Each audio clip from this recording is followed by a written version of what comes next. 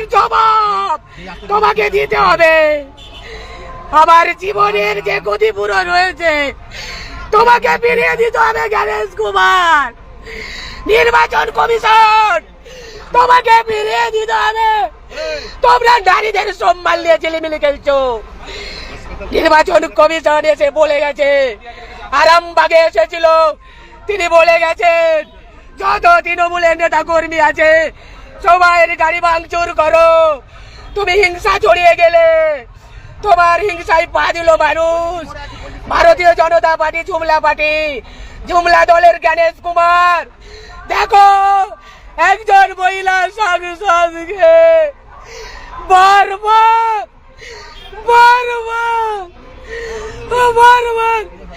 কিভাবে তাকে অপদস্থ করা হচ্ছে। নির্বাচন কমিশন তুমি যেমন ভাবে এসে বলে গেছো, মনোজ বাবু তুমি যেমন ভাবে এসে আরামবাগে বলে গেছো, বিজেপিকে তুমি যেমন ভাবে ইন্ধন দিয়ে গেছো, তেমন ভাবে বিজেপি অত্যাচার শুরু করেছে। অভিষেক দার প্রোগ্রাম আছে আরামবাগে, আমি যাচ্ছিলাম, কিভাবে দেখুন কিভাবে বিজেপি দুষ্কৃতীরা তা গোঘাটের বুকেতে দাঁড়িয়ে কিভাবে গাড়িটাকে ভাঙচুর করেছে। দেখুন একাধিক মানুষ, দেখুন সব দিকে কিভাবে, একজন মহিলাকে এখন ভোট শুরু হয়নি দেখতে পাচ্ছেন আপনারা, দেখুন কিভাবে কণ্ঠরোধ করা হচ্ছে। দেখুন কিভাবে কাঁচ, গোটা গায়ে কাঁচ লেগেছে, কিভাবে কাঁচে ভর্তি হয়ে রয়েছে, একটা জায়গা একটা পরিষ্কার রাখেনি, সবকে ভেঙেছে। গোঘাটে যেখানে বিজেপি প্রার্থী প্রশান্ত দিগারের নির্বাচন কার্যালয় হয়েছে, সেই কার্যালয়ের সামনে দাঁড় করিয়ে গাড়িটাকে লাঠি তাড়া গুলি গালাজ বন্দুক বার করিয়ে সামনে দিকে ঠেকিয়ে কিভাবে গাড়িটাকে ভাঙচুর করেছে আপনারা দেখতে পাচ্ছেন। কিভাবে মানুষের কণ্ঠরোধ করতে চাইছে আপনারা দেখতে পাচ্ছেন।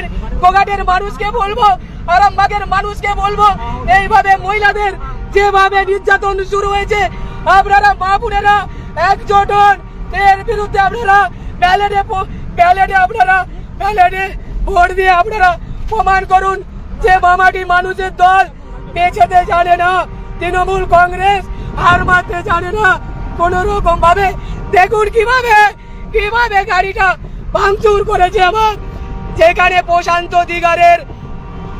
প্রশান্ত দিগারের নির্বাচনী কার্যালয়। নির্বাচন কমিশন তুমি আরামবাগে এসে বলে গেছো যে তৃণমূলের সমস্ত নেতা কর্মীদের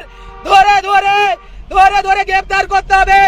নির্বাচন কমিশন এর দায় তোমাকে নিতে হবে। আজকে দেখুন গোটা শরীরে কাঁচ ফুটে, গোটা শরীর ভাই কাঁচ ফুটে ভর্তি হয়ে রয়েছে। এইভাবে গোঘাটের মানুষের কণ্ঠরোধ করতে চাইছে, আরামবাগের কণ্ঠরোধ করতে চাইছে। আপনারা দেখুন ভারতীয় জনতা পার্টির জুমলা কি ধরনের জুমলা, একজন মহিলা সাংসদের নির্বাচন কমিশন হাই নির্বাচন কমিশন দূর হাঁটো। আজকে আমি প্রথমে বলি যে আরামবাগের মিতালি বাগ এটা পুরোপুরি অভিনয় করছে, কারণ ও লোকসভাতেও পার্লামেন্টও আপনার নির্বাচন কমিশনের কাছে গিয়ে কান্না কাটি কত রকম অভিনয় করছিল। আমরা বিজেপির পক্ষ থেকে এটুকু বলতে পারি কোন রকম কোন আক্রমণ হয়নি, পুরোপুরি মিতালি বাগের একটা অভিনয় করছে যাতে তৃণমূল কংগ্রেস সন্ত্রাসটা ওই বিকালের পর থেকে করতে পারে। ওরা দেখাবে ইলেকশন কমিশনারকে যে আমাদেরকে মারছে, আমরা মারছি, সেই জন্য পুরোটা একটা অভিনয়। কারণ মিতালি বাগ সাংসদ, তিনি আগেও মহিলা হলেও তিনি আগেও ইলেকশন কমিশনারের সামনে তিনি একবার অভিনয় করেছিলেন যে আপনি অসুস্থ, আমাকে নির্বাচন কমিশনে মারা হয়েছে। এটা অভিষেক বন্দ্যোপাধ্যায়ের অফিস থেকে রচনা করা হয়েছে যাতে সন্ত্রাস করতে পারে বিজেপির উপর নাম দিয়ে। এটা পুরোপুরি ভাবে একটা ধাপ্পাবাজি করছে, এটা কোনো কিছু হয়নি, পুরোটাই মিতালি বাগের অভিনয়। যদি আজকালকার দিনে মোবাইলের যুগ, কোথাও দেখতে পাওয়া যাচ্ছে না মিতালি বাগের গাড়ি ভাঙছে, শুধু ইলেকশন কমিশনারকে অভিনয় করার জন্য এইসব নাটক করছেন। এটা উনি আগেও নাটক করেছেন, নির্বাচন কমিশনার বলেছিলেন যে সেন্ট্রাল ফোর্স মারছে, এইসব অভিনয়। তাই আমি মানুষকে বলবো এবং ইলেকশন কমিশনারকে বলবো তৃণমূল সন্ত্রাস করার জন্য চেষ্টা করবে আগামীকাল, এবং এই সন্ত্রাসকে রুখতে হবে, মানুষের সবাই মিলে এক হতে হবে। মহিলা সিম্পেথি পাওয়ার জন্য আবার একটা অভিনয় শুরু করেছেন, আর কিচ্ছু না, পুরোটাই অভিনয় মিতালি বাগের।